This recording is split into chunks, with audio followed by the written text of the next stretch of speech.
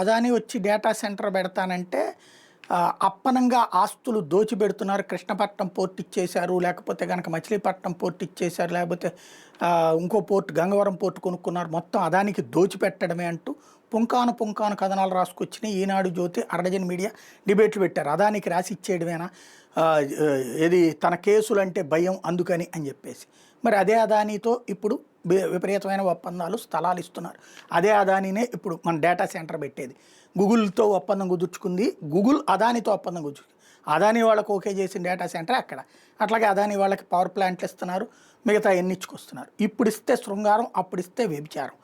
అట్లాగే మరొక విచిత్రమైనటువంటి అంశం షిరిడీ సాయి గురించి ఎన్ని పుంకాను కథనాలు రాశారు, ఎన్ని వందల డిబేట్లు చేశారు, ఎన్ని కార్టూన్లు వేశారు. షిరిడీ సాయి వాళ్ళకి అప్పరంగా ఖర్చు పెడుతున్నారు, భూములు ఇస్తున్నారు కరెంటుకి అన్నటువంటిది అడ్డదిడ్డమైన కథనాలు రాసుకొచ్చారు. ఇప్పుడు అదే షిరిడీ సాయికి క్యాబినెట్ సాక్షిగా 540 ఎకరాలు కేటాయించారు.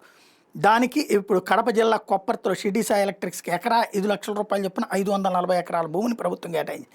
గ్రీన్ఫీల్డ్ మ్యానుఫ్యాక్చరింగ్ ఫెసిలిటీ కేంద్రంలో electrical steel, cold rolled grain oriented CRGO, package సబ్స్టేషన్లు, రింగ్ మెయిన్ యూనిట్లు, ప్యానల్ బోర్డులు, విండ్ మస్ట్ అండ్ ఎలక్ట్రికల్ పరికరాల తయారీ యూనిట్కి 4,914 కోట్లతో సంస్థ ఏర్పాటు చేస్తుంది. తద్వారా 5,000 మందికి ఉద్యోగాలు కల్పించబోతుంది. ఈ సంస్థకు 100% స్టాంప్ డ్యూటీ, ఎస్జీఎస్టీ మినహాయింపు ప్రభుత్వం ప్రకటించింది. పారిశ్రామిక విధానం మేరకు నీటిని సరఫరా చేయాలని జలవనరుల శాఖని ఆదేశించింది. మరి అదే పరిస్థితి అయితే కనుక ఇక్కడ మధ్యన ఒంగోలు దగ్గర వీళ్ళకే షిరిడీ సాయి వాళ్ళకిస్తే దాని మీద రచ్చ చేశారు.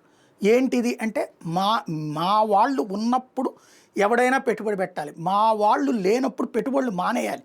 జగన్ ఉన్నప్పుడు పెట్టుబడులు పెడితే పెట్టుబడులు పెట్టేవాడు దొంగ. అదే ఇప్పుడు పెట్టుబడులు పెడితే వాడికి ఊరు పేరు తెలియని వరుస అయినా సరే అద్భుతం. అది మన పత్రికలు, మన జర్నలిజం, మన దరిద్రం.